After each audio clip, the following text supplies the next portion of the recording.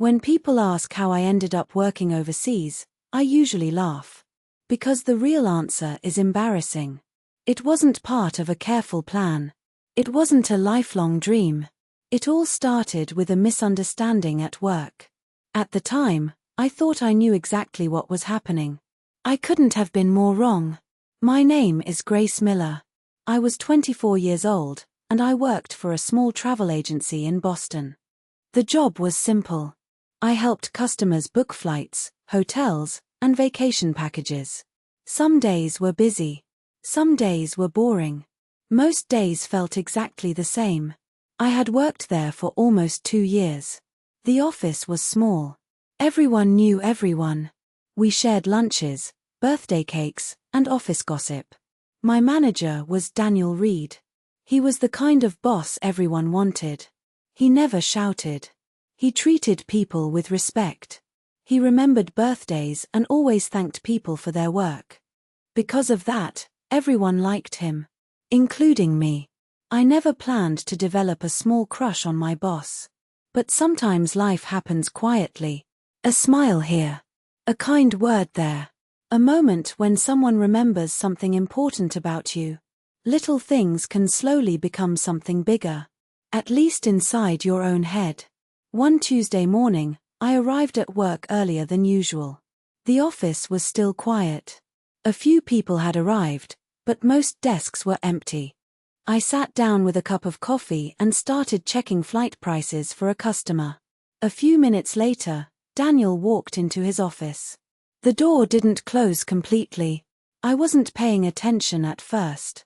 Then I heard my name. That immediately caught my attention. Daniel was speaking on the phone. I wasn't trying to listen. But the office was quiet, and his voice carried through the room. Grace would be perfect for this, he said. I stopped typing. A few seconds later he continued. She's smart, reliable, and great with people. I looked toward his office. My heart started beating faster. Then I heard another sentence. I've been watching her progress for months. I stared at my computer screen. Months. Watching my progress. Perfect. Great with people. My imagination immediately started working. I told myself not to jump to conclusions. But the more I thought about it, the more certain I became that something unusual was happening. After all, Daniel had always been especially kind to me. At least that's what I thought. A few weeks earlier, he had brought me coffee when I stayed late to finish a project. Last month, he remembered my birthday. When I completed a difficult report, he personally thanked me in front of the whole team. Maybe those things meant nothing. Or maybe they meant something. By lunchtime, I had already created an entire story in my head. My friend Nora noticed something was wrong immediately. She sat across from me in the break room and narrowed her eyes. Why are you smiling at your sandwich? I nearly choked. What? You've been smiling for 5 minutes. Tell me what's going on. I hesitated.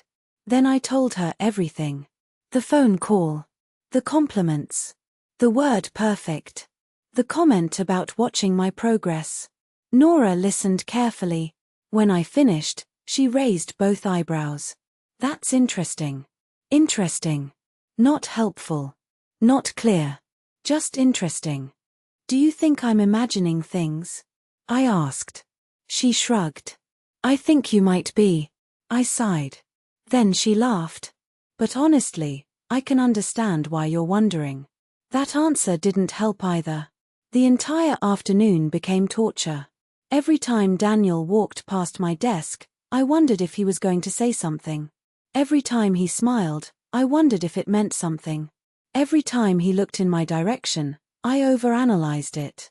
Looking back now, I can see exactly what I was doing. I wasn't seeing reality. I was seeing the version of reality I wanted to see. Around 3 o'clock, an email appeared in my inbox. It was from Daniel. Could you stop by my office before you leave today? I'd like to discuss something important. My stomach immediately tightened. Something important. Of course, my imagination went even further. For the rest of the afternoon, I barely accomplished anything. I checked the clock every few minutes. I reread the email twice. Then 3 times. Then 4. Finally, at 5 o'clock, I knocked on Daniel's office door. He smiled. "Come in, Grace." I sat down across from him. He looked unusually serious. For a moment, neither of us spoke. Then he opened a folder on his desk. "I wanted to talk to you about an opportunity." The word opportunity surprised me. Not confession. Not relationship. Opportunity. He continued. "Our company is opening a partnership office in Portugal." I blinked. Portugal? That was not where I expected this conversation to go. Daniel kept talking. The company needed someone to spend 3 months overseas helping train new employees and support the new office. The position required patience, organization, and strong communication skills. Then he smiled. "And we think you're the best person for the job." Everything suddenly made sense. The phone call. The compliments. The word perfect. The discussion that morning. None of it had been personal. It had been professional. I felt embarrassed. Relieved. Disappointed. Proud. All at the same time. Daniel was still explaining the project. But honestly, I only heard half of what he said. My brain was busy replaying the entire day. Eventually he finished. "You don't need to decide immediately," he said. "Take a few days and think about it." I nodded. "I will." When I walked out of his office, Nora was waiting. One look at my face and she knew. "So," she whispered. I laughed. "He wants to send me to Portugal." She stared. Then she laughed too. "Well," she said, "that's definitely not what I expected." Neither did I. But as embarrassing as the misunderstanding was, something surprising happened that night. Instead of thinking about Daniel, I started thinking about Portugal.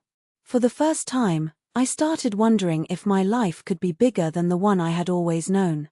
That night, I sat alone in my apartment thinking about the offer. Portugal. 3 months. A different country. A different office. A completely different life.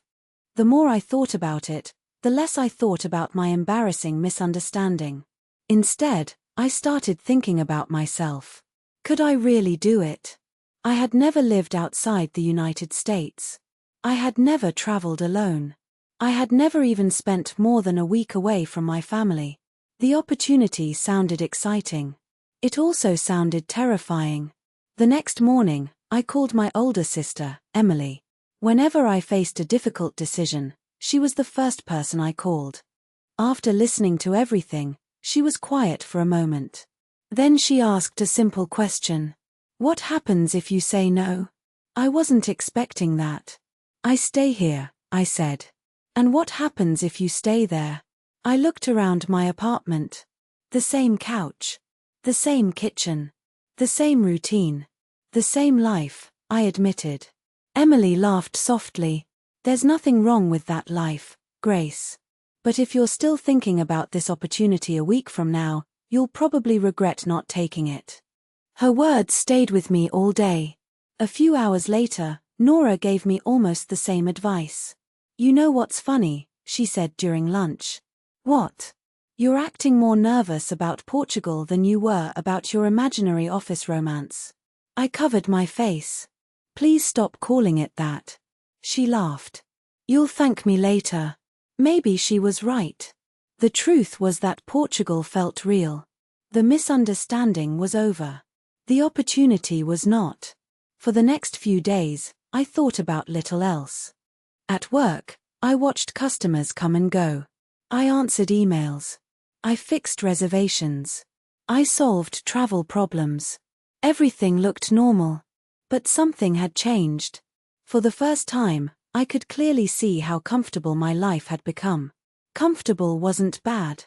But comfort had quietly turned into fear. Fear of change. Fear of failure. Fear of leaving what I already knew. The following Monday, Daniel stopped by my desk. "Have you reached a decision?" I looked up at him. For a second, I felt nervous again. Not because of my old crush. Because I knew my answer would change my life. Yes, I said. His expression brightened. And I smiled. I want to go. For the first time, I felt completely certain. Daniel extended his hand. I think you're making the right choice. After he walked away, I stared at my computer screen. I expected to feel scared. Instead, I felt relieved. The decision was finally made. Now I just had to follow through. The next few weeks passed faster than I expected. The company arranged my flight. They booked a small apartment for me in Porto. The office manager there sent several welcome emails. Her name was Sofia Mendes. She seemed friendly and organized. She explained what my responsibilities would be and introduced me to the team through video calls. Everyone looked excited to meet me. That surprised me. I was still worried about fitting in. Meanwhile, my family treated the trip like a major event. My mother called every evening. My father gave me travel advice that sounded 20 years out of date. Emily helped me create packing lists. Nora reminded me at least once a day not to fall in love with any managers in Europe. By the time my departure date arrived, everyone seemed more excited than I was. The morning of the flight, I arrived at the airport 3 hours early. I checked my passport at least 10 times. Then I checked it again. When the plane finally took off, I looked out the window. Boston slowly disappeared beneath the clouds. A strange feeling settled inside me. Part fear, part excitement, part sadness. I realized something. For the first time in my life, nobody knew exactly what would happen next. And neither did I. After arriving in Porto, everything felt different. The streets looked different. The buildings looked different. Even the air smelled different. The city felt older and quieter than Boston. Stone streets stretched between colorful buildings. Small cafes sat on almost every corner. People walked slowly and seemed in no hurry to get anywhere. A company driver met me at the airport. He helped me with my suitcase and drove me to my apartment. The apartment wasn't large, but it was clean, comfortable, and close to the office. That evening, I stood on the small balcony overlooking a narrow street. People laughed below. Music drifted through an open window somewhere nearby. For the first time, the reality finally hit me. I had actually done it. I had left home. The next morning, I walked to the office. My heart pounded the entire way. I felt like a new student on the first day of school. The office manager, Sofia, greeted me at the entrance. She was warm and energetic. Within an hour, she had introduced me to everyone. There were people from several countries working together. Some spoke excellent English. Others spoke only a little. Everyone was patient when communication became difficult. That helped me relax. My role was simple. I would help train new employees on the company's booking system. I would also assist with international clients and support the growing team. At first, I worried that nobody would listen to me. After all, I was young. I was new. I was far from home. But within a few days, I discovered something surprising. People respected knowledge. They didn't care where I came from. They cared whether I could help. And I could. Little by little, my confidence grew. Each week became easier than the one before. The city felt less foreign. The office felt more familiar. The fears that had followed me from Boston slowly began to disappear. And without realizing it, I was becoming a different person. Not because I was in another country, because I was finally learning what I could do when I stopped doubting myself. As the weeks passed, my responsibilities continued to grow. At first, I simply answered questions and helped train new employees. Soon, people started coming to me for advice. Sometimes it was about customers. Sometimes it was about difficult bookings. Sometimes they just wanted a second opinion. The strange thing was that I no longer felt nervous when that happened. Back in Boston, I often doubted myself. I worried about making mistakes. I worried about saying the wrong thing. Here, there wasn't enough time for doubt. Problems appeared every day. And every day, we solved them. One Friday afternoon, a family arrived at the office after their travel plans had completely fallen apart. Their flight had been cancelled. Their hotel reservation had disappeared from the system. They were angry, exhausted, and close to giving up. The newest employee froze immediately. She looked completely overwhelmed. I remembered feeling exactly the same way when I first started working. So I pulled up a chair beside her. Together, we contacted the airline. We found another flight. We called the hotel. We arranged transportation. It took nearly 2 hours. When the family finally left, they were smiling again. The young employee looked at me and said, "I don't know how you stayed so calm." I laughed. The secret is that I wasn't calm at all when I started. She smiled. For some reason, that conversation stayed with me. Maybe because it reminded me how far I had come. A few months earlier, I would have been the nervous employee asking for help. Now I was the person giving it. Outside of work, my life was changing too. I started exploring more of the city. Instead of staying in my apartment every weekend, I walked through neighborhoods I had never seen before. I visited museums. I sat beside the river with a book. I tried foods I couldn't pronounce. One Saturday, I joined a walking tour and met 2 women traveling from Italy. We spent the afternoon together. By the end of the day, it felt like we had known each other for years. Experiences like that taught me something important. The world was much bigger than I had imagined. Back home, I had always stayed inside my comfort zone. Now I was meeting people from different countries almost every day. And I enjoyed it. One evening, Nora called me. "I barely recognize you anymore," she said. "What do you mean? You sound different." I laughed. Different how? More confident. I was quiet for a moment. Then I realized she was right. I did sound different. Not louder. Not more important. Just more certain. That realization surprised me. A few days later, Sophia invited me to lunch. We sat outside a small restaurant near the office. At first we talked about work. Then she asked about Boston. My family. My future plans. Finally, she put down her coffee cup and looked at me carefully. "Have you thought about what comes next?" I frowned. "What do you mean?" "When your assignment ends." I hadn't thought much about it. My plan had always been simple. Finish the project. Return home. Continue my old job. Sophia nodded slowly. "That makes sense." Then she smiled. "But I think you may have more options than you realize." Her words caught my attention. "What kind of options?"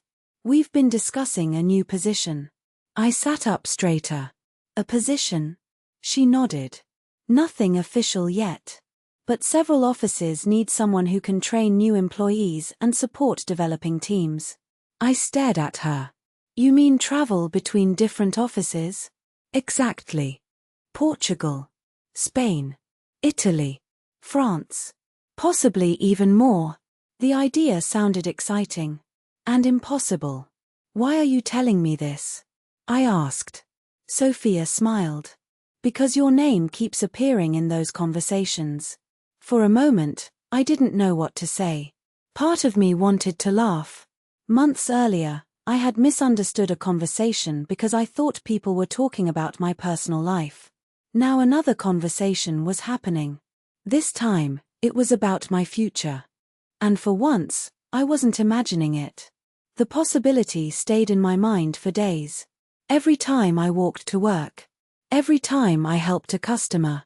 Every time I trained a new employee. The question kept returning. What if this wasn't just a temporary adventure? What if this was the beginning of something bigger? Before I could answer that question, my assignment came to an end. My final week arrived much faster than expected.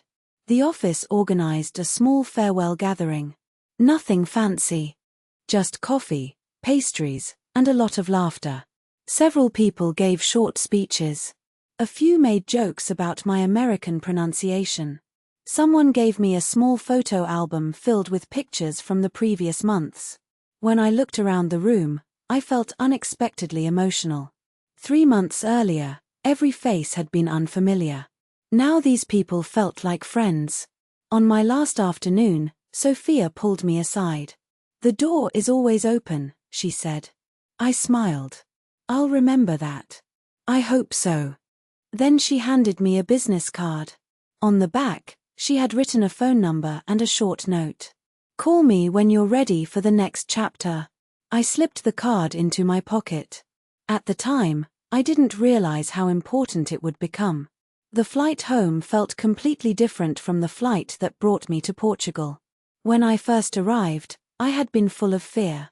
Now I was full of questions. Questions about the future. Questions about who I wanted to become. Questions about what was possible. When I walked into the Boston office a few days later, Nora nearly tackled me with a hug. "You survived Europe." "Apparently." She stepped back and studied me. Then she smiled. "What? You look happy." I hadn't noticed until that moment. But she was right. I was happy. Not because everything was perfect. Not because I suddenly had all the answers. I was happy because I no longer felt stuck. For years, I had been waiting for something exciting to happen to me. Now I understood something important. Sometimes life changes because we choose to move. Not because we wait. Later that afternoon, Daniel invited me into his office. This time, I wasn't nervous. I simply sat down and told him everything. The people I had met. The challenges. The mistakes. The opportunities. And finally, the conversation with Sophia. Daniel listened carefully. Then he smiled. "I was hoping she'd talk to you." That surprised me. "You knew?" He nodded. "Of course." I laughed. Apparently everyone knew things before I did. Daniel leaned back in his chair. "I'll tell you something, Grace." "What?" "The reason we chose you for Portugal had nothing to do with experience." I looked confused. "What do you mean?" "There were people with more experience." I blinked. "Then why me?" His answer came immediately. "Because you were ready to grow." For a moment, neither of us spoke. Then he continued. "And you proved us right." Those words stayed with me long after I left his office. Not because they came from my manager. Because deep down, I finally believed them too. A week later, I received an email from Sophia. The subject line was simple. Just 3 words. "Are you interested?" My heart immediately started beating faster. I opened the message. The new international training position had officially been approved. The company was looking for someone who could travel between offices, help new teams, and support employees during expansion projects. If I wanted the role, I needed to apply. I read the email 3 times. Then I closed my laptop. Then I opened it again. The old version of me would have found 100 reasons not to do it. I wasn't experienced enough. Someone else was more qualified. What if I failed? What if I embarrassed myself? What if I wasn't ready? But after Portugal, those fears didn't sound as convincing anymore. The truth was simple. I would never feel completely ready. Most people don't. A few days later, I submitted my application. Then I waited. And waited. And waited some more. The interview process lasted nearly a month. There were video calls. Questions about leadership. Questions about communication. Questions about handling difficult situations. One interviewer asked me what I had learned from my time overseas. I thought for a moment before answering. I learned that confidence doesn't come before difficult experiences. She smiled. "And when does it come?"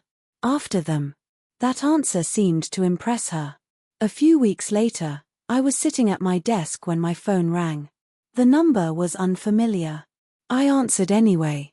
The call lasted less than 5 minutes. But it changed everything. When I hung up, I just sat there staring at my computer. Nora noticed immediately. What happened? I looked at her. Then I smiled. I got the job. She screamed so loudly that people turned around. A few seconds later, she was hugging me. The entire office eventually found out. By lunchtime, everyone was congratulating me. Even customers noticed something unusual was happening. That evening, I walked home with a feeling I couldn't describe. Pride. Relief. Excitement. Gratitude. Maybe all of them together. The new position started 2 months later. My first assignment was in Spain. After that came Italy. Then France. Each country brought new challenges. New co-workers. New friendships. New mistakes. New lessons. I learned how to navigate unfamiliar cities. I learned how to solve problems with people from different cultures. I learned how to adapt quickly. Most importantly, I learned that growth never really ends. Every time I felt comfortable, something new challenged me again. And strangely, I began to enjoy that feeling. One evening, nearly a year after Portugal, I found myself standing in an airport terminal waiting for another flight. Travelers rushed past me.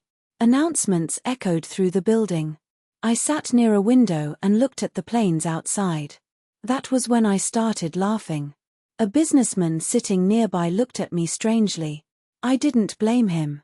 From the outside, it probably seemed random. But I was thinking about that Tuesday morning in Boston. The phone call. The misunderstanding.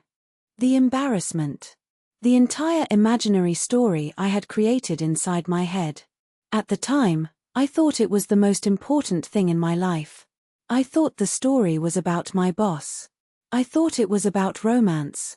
I thought it was about whether someone else saw value in me. I couldn't have been more wrong.